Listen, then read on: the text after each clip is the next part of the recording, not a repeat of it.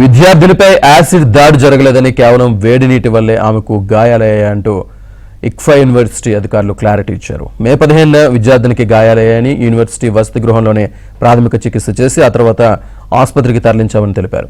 ఈ ఘటనకు సంబంధించి సీసీటీవీ దృశ్యాలు కూడా పోలీసులకు అందించామని, ఈ ఘటనపై లోతైన విచారణ జరుగుతుందని చెప్పారు. విద్యార్థిని ఆరోగ్యం ప్రస్తుతం నిలకడగానే ఉందని యూనివర్సిటీ వీసీ గణేష్తో పాటు అధికారులు ఘటనకు సంబంధించిన విషయాలను మీడియాకు వివరించారు. 15వ తారీఖు సాయంత్రం ఇది జరిగిందండి. 15వ తారీఖు సాయంత్రం అబౌట్ 7:20 ఆ ప్రాంతంలో జరిగింది. ఆ అమ్మాయి ఒక్కతే ఆ హాస్టల్లో ఉంది. ఆ హాస్టల్ రూమ్లో ఆ అమ్మాయితో పాటు 3 అమ్మాయిలు కూడా ఉండేవాళ్ళు. వాళ్ళందరూ వాళ్ళ ఇళ్ళకి వెళ్ళారు. వాళ్ళ ఎగ్జామ్స్ అయిపోయినాయి. ఈ అమ్మాయి final year student, law college student. ఈ అమ్మాయి 7:20 ఆ ప్రాంతాల్లో బాత్రూంలోకి వెళ్ళి ఉండవచ్చు. అది మన సీసీటీవీ ఫుటేజ్లో మనం చూసి తెలుసుకున్న విషయం గురించి నేను చెప్తున్నాను. ఆ అమ్మాయి 7:28, 7:29 ఆ టైంలో బయటకు వచ్చింది రూమ్లోంచి. వచ్చి నాకు ర్యాషెస్ వచ్చాయి, ఒంటి నిండా నొప్పిగా ఉంది అని చెప్పి వచ్చింది.